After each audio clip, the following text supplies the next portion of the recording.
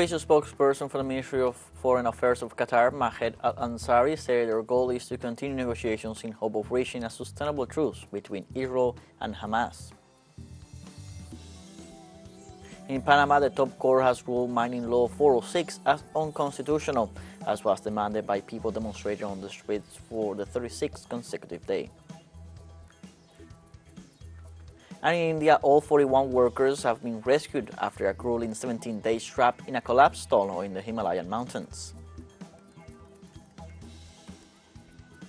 Hello, welcome to From the South. I'm Luis Alberto Matos from the TeleSUR studios in Havana, Cuba. We begin with the news.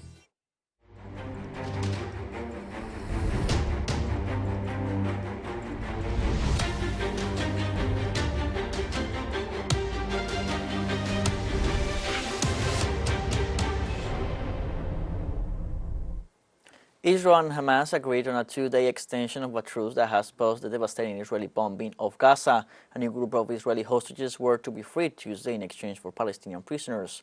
Mahed Al-Ansari, official spokesperson for the Ministry of Foreign Affairs, addressed the future of the Israel-Palestine extended truce. Focus right now is, and our hope is to reach a sustainable truce that would lead to further negotiations and eventually to an end to this iteration of violence, to this war. And we have always said that we need the push of the whole international community to make sure that that happens. However, we are working with what we have. And what we have right now is a provision to the agreement that allows us to extend days as long as Hamas is able to guarantee the release of at least 10 hostages from their side. And therefore, this is what we have. The director of UNRWA in Gaza stressed the importance of getting aid to all those in need and of getting fuel to the water wells in northern Gaza. So we've come up through the Israeli-occupied zone north of Wadi Gaza and through Gaza City to reach Jabalia. We've got 6 trucks of aid for the people in Jabalia. We're also going to go and look at some of the water wells and get fuel to water wells and also get some medical supplies to the Jabalia Health Clinic. We have got some very brave UNRWA staff members here who've stayed in Jabalia, working for their community, keeping their health clinic open and servicing shelters. So it's been really important that we get this support and this aid to our staff here so they can serve the people here in Jabalia. The Iranian Foreign Ministry called for a permanent ceasefire between the Hamas movement and the Israeli state. At the same time, he stressed that the Persian nation remains willing to favor dialogue between the parties. We hope that this war will come to an end. We are continuing talks and consultations with all parties involved. Our president and our foreign minister have engaged in high-level dialogues and consultations with officials from various countries and the United Nations, which will continue. At the same time, the Foreign Ministry pointed to the United States as responsible for exacerbating the conflict and instability in the region. The U.S. government has been exacerbating instability and insecurity in the region. As for the presence of the U.S. naval fleet in the Middle East, we see it as part of its policies to continue to support Israel. The Israeli occupation forces have dropped more than 40,000 tons of explosives from the Gaza Strip, leaving residential areas badly affected and experts fearing that they will be completely uninhabitable. According to local media, Israel's military offensive has turned much of northern Gaza into an uninhabitable moonscape, wiping out entire neighborhoods, homes, schools, and hospitals. Among the buildings that suffered serious damage was the school run by the United Nations Agency for Palestine Refugees in the Near East.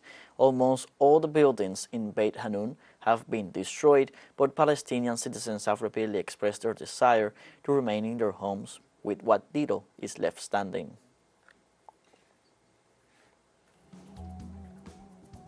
Let's take a short break, but remember you can join us on TikTok at TeleSUR English, where you will find news in different formats, news updates, and much more. Other stories coming up. Stay with us.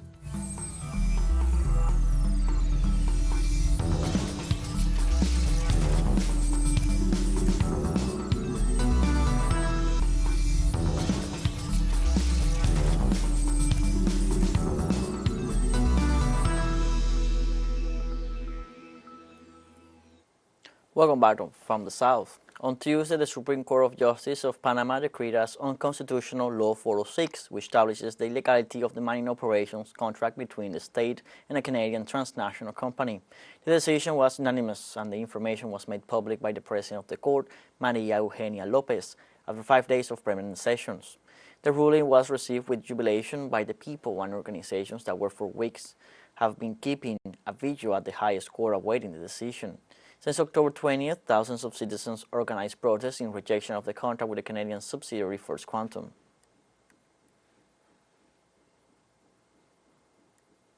As part of the celebration of the 200th anniversary of Panama's independence, the President of the Supreme Court of Panama, Maria Eugenia Lopez, made the decision official.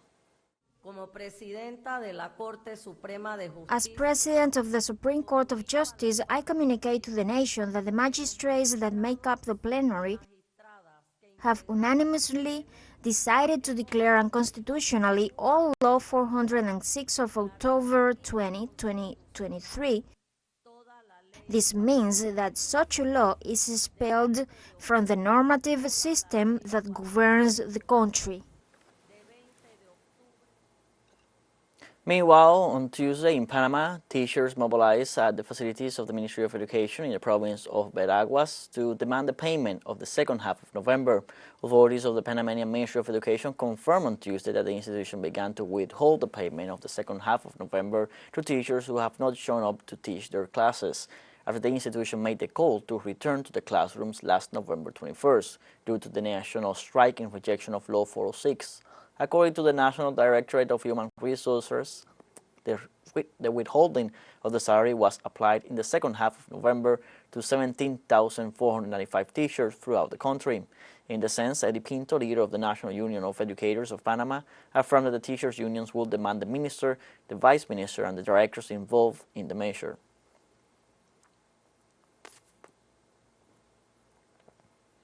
In Peru, the Attorney General of the nation, Patricia Benavides, filed a complaint against Dina Boluarte for those killed by police repression during the protests against her mandates. The statements were made after the raid of her offices for allegedly being the head of a criminal organization and committing the alleged crime of influence peddling to the detriment of the state.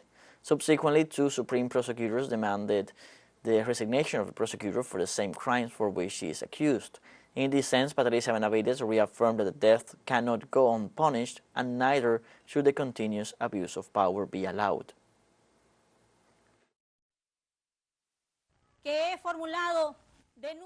I have filed a constitutional complaint before the Congress of the Republic against the citizens Dina Rosilia Boluarte Segarra, President of the Republic, Luis Alberto Atarola Peñaranda, César Augusto Cervantes Cárdenas, Víctor Eduardo Rojas Herrera, and Vicente Romero Fernández for the alleged commission of the crime of aggravated homicide against Victor Raúl Santisteban and others, of serious injuries in aggravation of Renato Sebastián Urillo and others, as well as the preparatory investigations has been formalized against the direct perpetrators of said aggravations. Finally, the deaths of any Peruvian should not be allowed, as well as the abuse of power. It cannot be allowed to try to damage the image of honest prosecutors. The people are aware of this.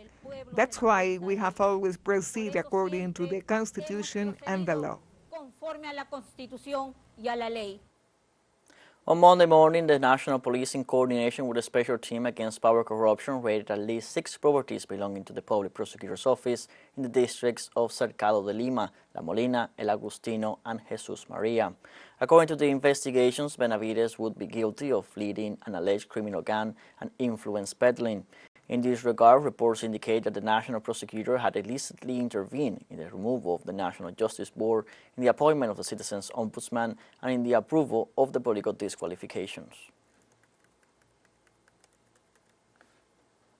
In Venezuela, President Nicolás Maduro pointed out that the Monroe Doctrine, attributed to the U.S. President James Monroe in 1823, is the instrument that has historically endorsed the plundering of sovereign nations. During an event commemorating the 103rd anniversary of the foundation of the Bolivarian military aviation, The president explained that based on the Monroe Doctrine, the Washington Treaty was signed in 1897 to constitute the arbitration tribunal that would decide the border controversy between Venezuela and the Kingdom of Great Britain.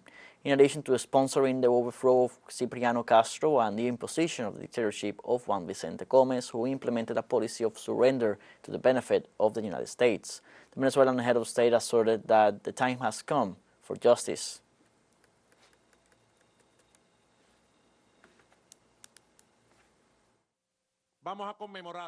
We are going to celebrate the 200th anniversary of the Monroe Doctrine,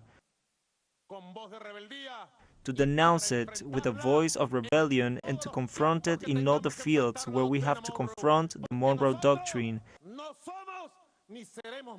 Because we are not and never will be slaves of anyone, slaves of the gringos, a colony of no one, independence or nothing. We say from Venezuela, independence or nothing.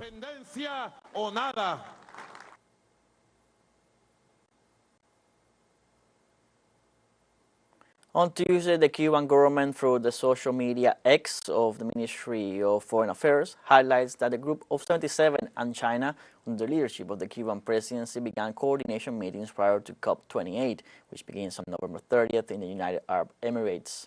As part of the preparation for the 28th Conference of the Parties to the Climate Change Convention, the Group of 77 and China will hold a two-day working meeting. In the sense, the Cuban presidency reiterated the importance of maintaining the unity of the group beyond its heterogeneity. The statements also refer to the fact that developing nations are historically the least responsible for the current climate crisis, but suffer disproportionately from its effects, and highlight that the G77 plus China is a key player in the intergovernmental negotiations on climate change.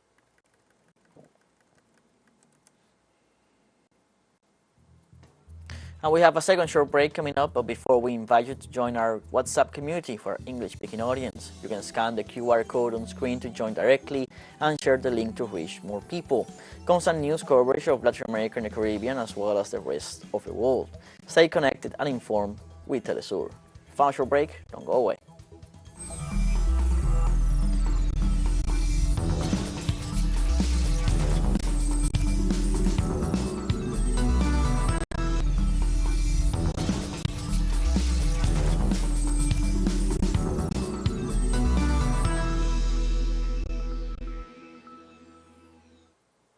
Welcome back from the south. In India, after 17 days of intense work, rescue teams saved the 41 men trapped in a collapsed road tunnel in Uttarakhand state. The workers began to be pulled out through an escape pipe on Tuesday night after the last few meters of rubble were drilled by hand. The first man was brought out at around 8 p.m. local time. Ambulances and helicopters were on standby at the tunnel entrance to take the men to a hospital nearby. Prime Minister Narendra Modi called the operation an amazing example of humanity and teamwork. The workers became trapped after a landslide in the early hours of November 12, caused part of the tunnel roof to collapse and became blocked by more than 60 meters of dense concrete, rubble, rock, and twisted metal. In Indonesia, on Tuesday began the campaign for the parliamentary elections to be held in February 2024. The three candidates for the presidency promised a peaceful campaign despite concerns that their rivalry could exacerbate religious and ethnic divisions in the country. The electoral campaign will last for 75 days until February 10th, 4 days before the scheduled election, when some 205 million of the country's 270 million people are expected to go to the polls. Two of the three candidates, Central Java Governor Ganjar Pranowo of the ruling Indonesia Democratic Struggle Party and former Jakarta Mayor Anies Baswedan, began campaigning on Tuesday, while Prabowo Subianto, a former military officer accused of human rights violations when he was head of the Kopassus, is keeping his candidacy on hold.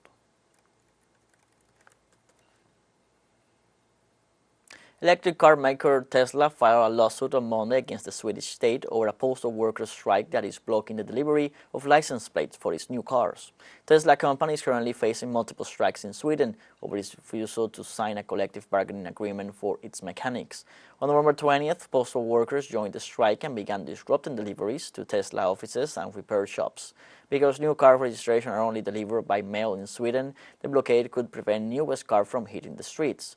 It should be noted that Tesla co-founder and CEO Elon Musk has long rejected calls to allow the company's 127,000 employees worldwide to unionize. On Monday, the transport agency said it received a provisional court ruling requiring it to agree within 7 days to let Tesla pick up its license plates directly from the license plate manufacturer.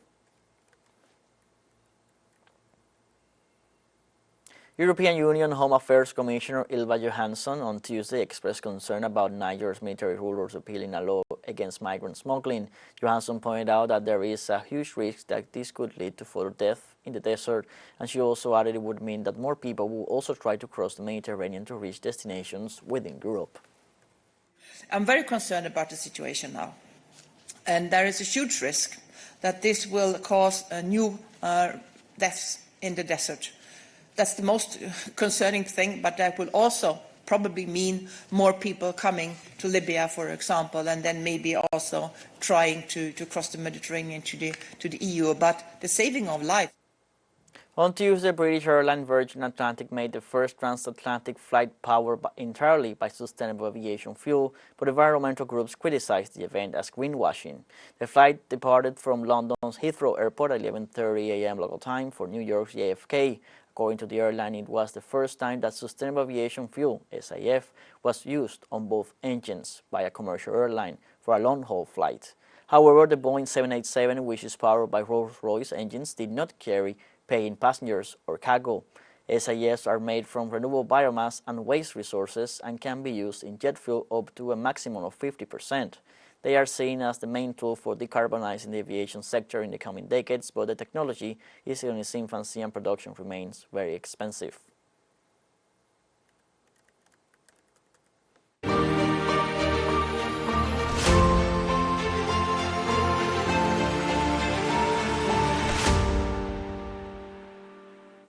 German Chancellor Olaf Scholz on Tuesday defended his government's record on spending and military and financial aid to Ukraine before the federal parliament after a court ruling on crucial debt rules triggered a budget crisis.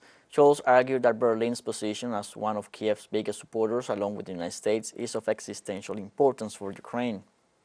On the other hand, he added that it would not be responsible to cut off support and warned that doing so would jeopardize the future of his country. In that sense, he also declared that his government would continue to support Kiev as long as necessary. Scholz's comments come against the backdrop of the German Supreme Court ruling that the government violated a constitutional rule on public spending plans. In China, military drills are being held along the border with Myanmar. The spokesman for the Army's Southern Theater Command, Tian Junlin, stressed that the Chinese Army is always ready to defend state sovereignty, border stability, and people's safety and property. The purpose of the drill is to test the military unit's border control and firepower after clashes intensified in large areas of Shan State, forcing more than 80,000 people to flee their homes.